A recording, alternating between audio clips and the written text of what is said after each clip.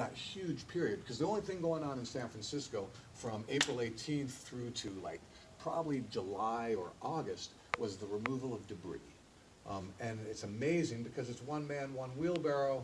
None of your roads are covered with crap, so first you have to cover the roads, to get the roads cleared out. None of your heavy equipment works because everything heavy equipment is rail-based.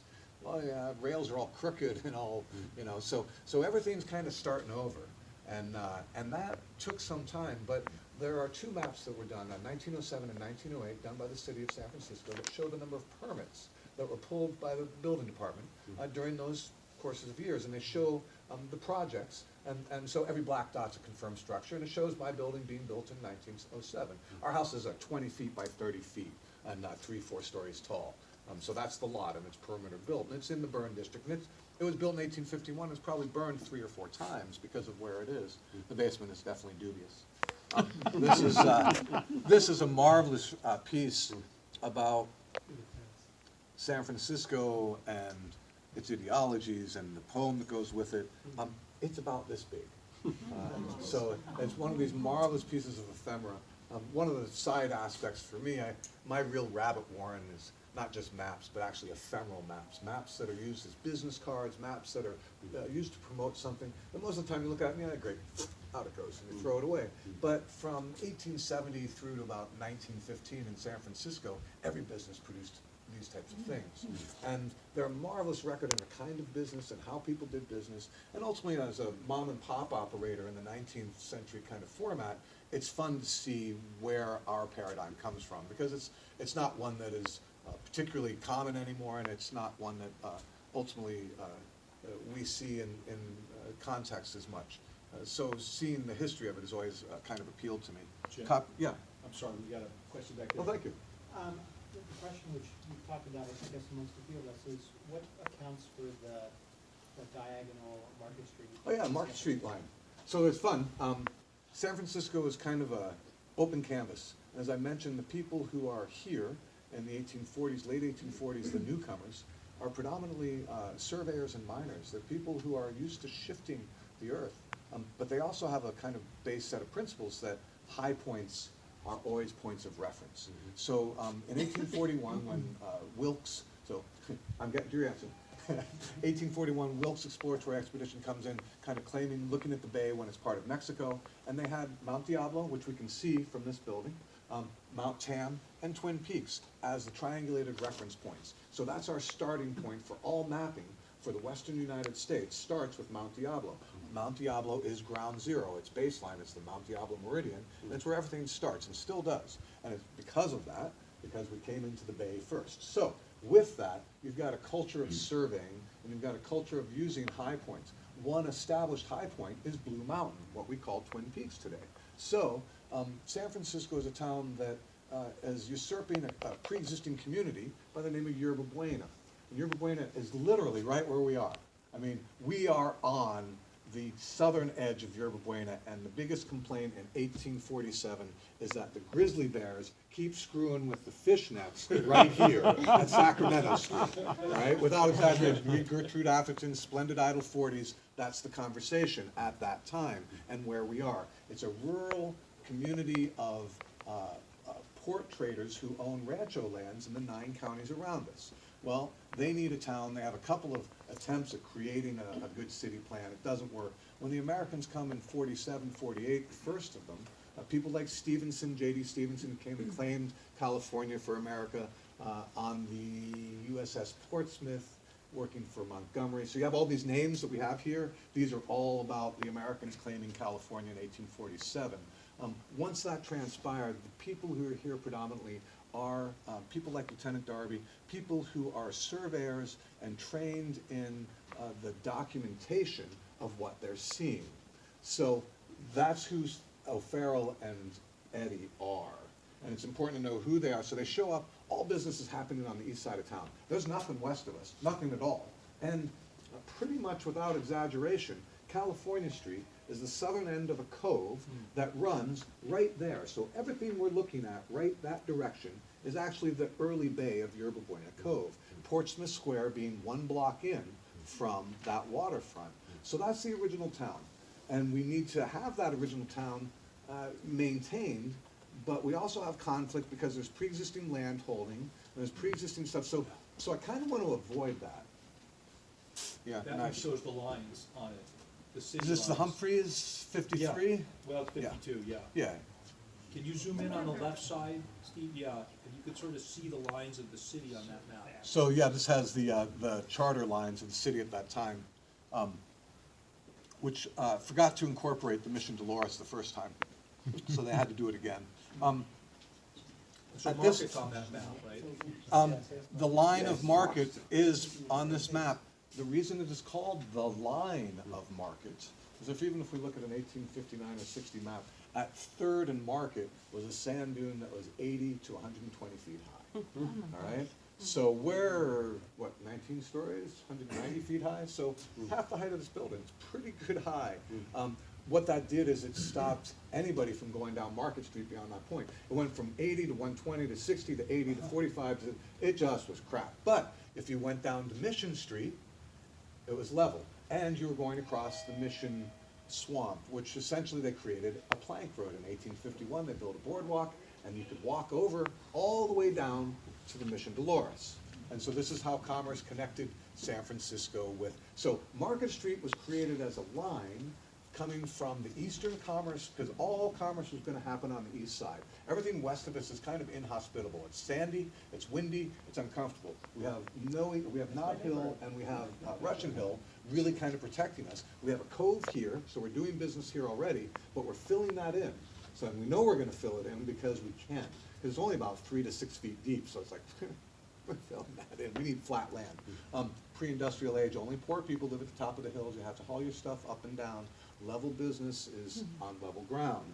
So you can't stack barrels on a hill. You just can't do it. And people died when you did. So level ground was essential for that period. They needed to create it. So Blue Mountain is the high point. You start at the eastern point that they decided was in the middle. That's Mission Bay. This cove is the original shoreline. That's the original shoreline.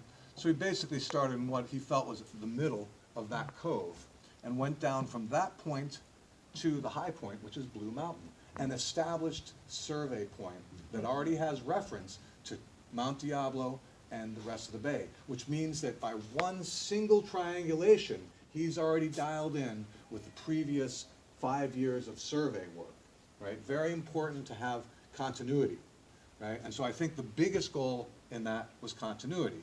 Now, when we talk about who did it, O'Farrell understood who he was in his time.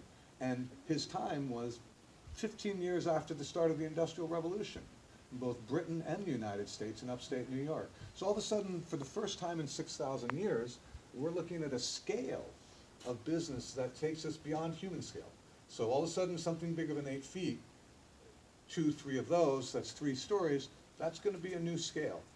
We need space for that scale, and we have a completely raw canvas. Hello, there's nothing here.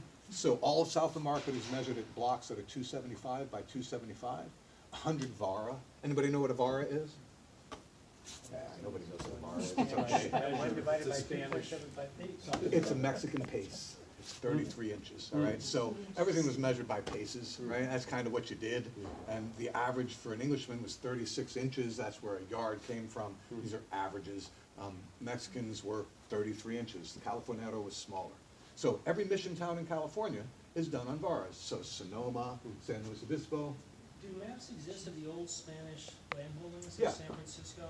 I've seen those maps that show the missions, but that always Right. seems like it was made much later. That's The right. original Most, maps? most of what we see is much later and is a consolidation of information obtained academically from research. If you jump online, there's some stuff on the Bancroft Library. They're called decennial maps, D-E-S-E with a little umlaut above it, N-O. Decennial maps are the individual manuscript maps provided to each landowner at the grant of their land grant. Those tended to stay in the families. And what happened in the 20th century is most families said, I don't know what to do with this. This is really valuable, and what am I gonna do? And they gave it to Bancroft, or they gave it to the Huntington, or they gave it to somebody who realized that's where it is and we need to put them What there. years are those maps? Those tend to be, so the majority of the land grants that are ranchos are 1835, 36, 37, 38. They're payback to vaqueros, to californeros who defended Mexico against Spain. So when Spain was no longer the desired overlord, and Mexico gained independence, and people like Mariano Vallejo and his family, they were at the Presidio at that time. Juana Briones, these are all people who have land grants. James, King of Earl, they're people who were here at that time, and because they were here, all they needed to do was petition to the Mexican government for compensation for whatever it is they did.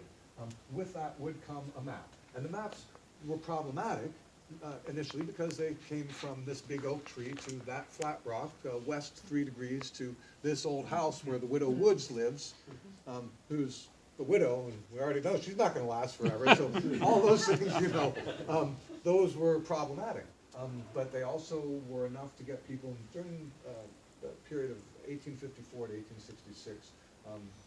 Those surveys were redone by the American federal government to either confirm or deny those land grants. You couldn't steal it until you knew what it was, so the survey had to happen. So Right. when these guys got off the boat and they landed here, were there Spaniards here kind of farming and doing their thing and they So kicked them out? yes, when the Americans showed up in 1847 on the USS Portsmouth and landed right here in Yerba Buena Cove and floated to Portsmouth Square and raised the flag at the Mexican Customs House, right? And when that happened, there was an established rancho community that had been here strongly since 1810. The Customs House had been built in 1835 on Portsmouth Square. So since 1835, when the Mexican government was an independent government governing California, then we had a customs house here. And that precipitated, so San Francisco, prior to the Americanization, was about trade of cattle goods, so leather and wood. Everything's made of leather and wood, so it's a really good place to be because we had a lot of leather and a lot of wood. No wood here, but the Spaniards in 1769 documented all of the East Bay Hills and all of Marin that we see today covered in redwoods. So we remember we have Muir Woods. That is the last redwood grove of what used to be over 200,000 acres of redwoods, which we cut down in the 1850s and 60s to build the early city, which all burned down several times. There were So, fires well before 1906. yes, exactly, and fires well before 1906. These surveyors that you mentioned, like Farrell, and Eddie, et cetera, like, who were they working for? So it's a good question. There were several famous ones: George McMurtry, Alex Zakshevsky, O'Farrell, Eddie, John Hayes, who was our first sheriff. These were people who came out here for any number of reasons. John Hayes is Hayes County, Texas. He was a Lone Ranger or Texas Ranger, and a surveyor who worked for the railway, killed 45 people before he came here as our first sheriff, because he was in fact fodder for Apaches who knew that if you took out the guy in the lead, you could stave off any more people coming for another couple of weeks. And so that was the protocol for dealing with surveyors. And he was pinned down and had some great stories. Hayes, being our first sheriff, then became our first surveyor general for the state of California under the federal government. Eddie became our first surveyor general under an independent state prior to that. So both Eddie and Hayes were really important in our initial and early documentation of California during the gold rush. They came here for mining. The majority of people came here because every mine needed a claim. You can't have a claim without a survey, right? So Alex Zakshevsky, George McMurtry and his crew were hired by the U.S. Coast Survey, federal government. Funding was attained in 1844, and in 1848, McMurtry and half a dozen guys were sent from D.C. out here to survey California and initiate the process. And gosh darn it, if not but 2 weeks after they arrived, freaking Sam Brannan shows up in Portsmouth Square and says there's gold in the fields. They went out to look, didn't have a whole lot of success finding any of the placer gold, and didn't really want to work that hard, but couldn't leave the camp because they were inundated with the need for surveys and claims. And they disappeared off the radar fully for 18 months. Federal employees who had been commissioned to survey the city, who essentially found way too much work out in the gold fields, and that's where the people were. There was nothing going on here in 1848 and 49. In 48 particularly, the 49ers hadn't shown up. Anybody who was here could go up to the gold fields, and the majority of people like Leadsdorf, who basically, early civilian, who was one of our early alcaldes, he never saw the gold rush, right? He never went up. When he heard about it, he died like 3 weeks later. He wasn't interested in going, right? And the people who were, they disappeared. And those are the periods of placer gold. So the gold rush brought a majority of people with the military and the interest in the bay. So another thing is the bay is what's so important prior to the gold rush. This bay can house 5 navies at that time, and that was important. It was the largest unowned bay on the West Coast, and it became our central port, San Diego being our second. That brought, from 1841 on, that brought our interest in. From 1847 on, it brought manpower. When did the River Buena name go away and the San Francisco name come in? Again, 1847. When we were claimed by the Americans, we petitioned for a new map. And the name San Francisco was adopted. And it was adopted in a hurry. And the reason for that is because San Francisco is not named after St. Francis. San Francisco is named after the bay. And the bay is named after St. Francis, but the bay was named before we even discovered it. All right, we have a map over here, the La Perouse series, 1797. La Perouse has a map of the inhabitants of the Bay of San Francisco. Those are people who live up north of Vancouver Island. Vancouver Island was the defining point of English-American stuff, but it was also a point in the La Perouse expedition of covering old ground. San Francisco Bay was already named before we discovered this bay. And when we discovered this bay, we applied that name to it as Americans. The Spanish never called this San Francisco Bay until 1769, when they discovered it over land, right? They didn't, so these are things where we assume certain things were in place. So he who owns the bay owns the wealth. Right, so Mare Island is where our Navy station is. That's all the way in there. Because you need your Navy to have lots of protection and be in there and have lots of services and stuff. You don't need to protect this narrow mouth. But this narrow mouth precipitated control of all the wealth that was expected to come from here, going to Asia, and from Asia to here. The name of the Golden Gate is the Chrysophylle, right? Which is Fremont's name for it applied, the Golden Gate, named after the Golden Horn, the Chrysoceros, which would be Constantinople, Istanbul, gateway to Asia.